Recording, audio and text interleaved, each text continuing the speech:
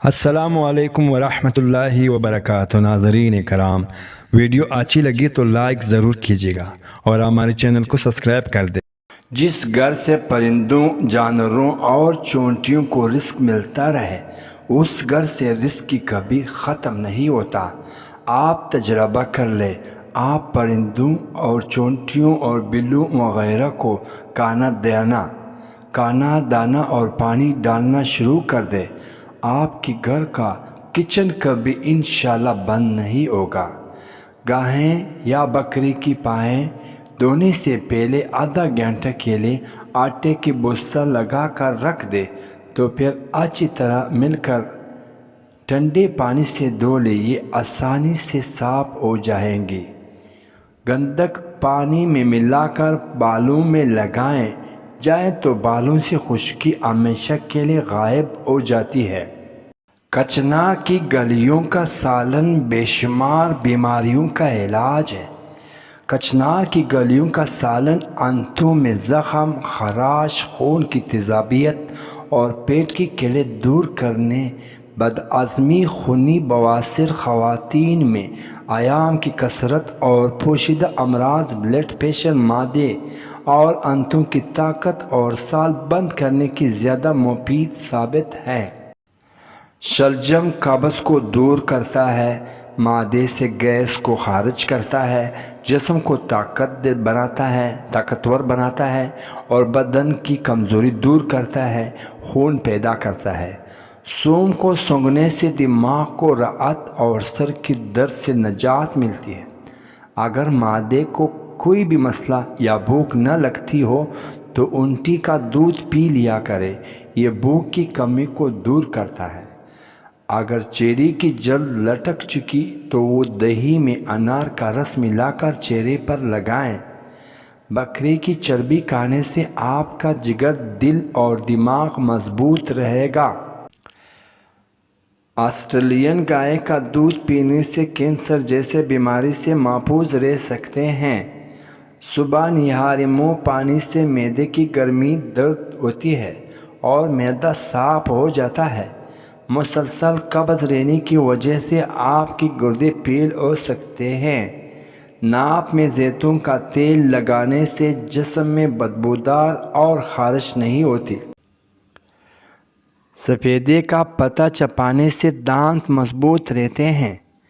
زیادہ انڈا کھانے سے چہرے پر چھائیاں اور جھریاں پڑ جاتی ہے۔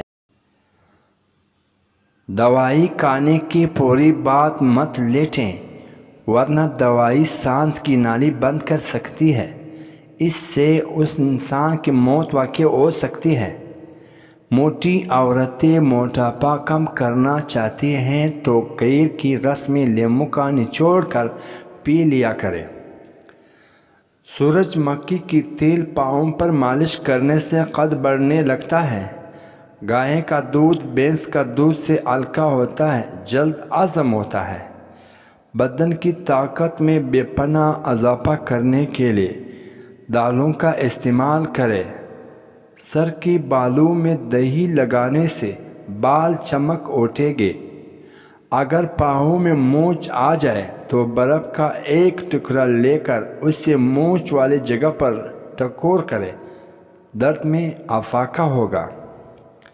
اگر ہمیشہ کے لیے شوگر سے بچنا ہے تو بوتلوں کا استعمال کم سے کم کریں۔ معدے کی تیزابیت کا مسئلہ ہو تو دہی کا استعمال بغیر چینی کی روزانہ کریں۔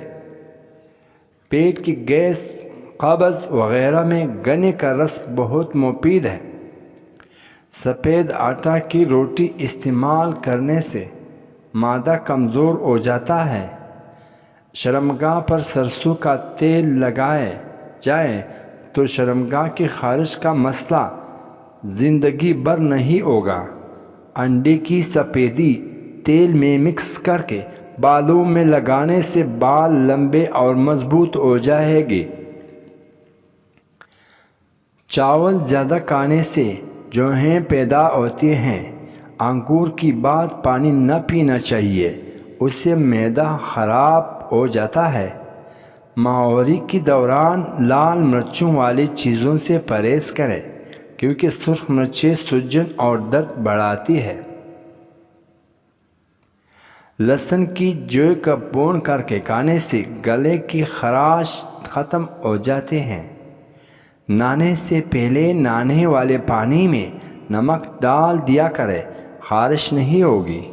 مرد بھرپور مردانہ طاقت چاہتے ہیں تو صبح نہاری منہ دودھ میں گوندھ کر تیرا ڈال کر استعمال کریں۔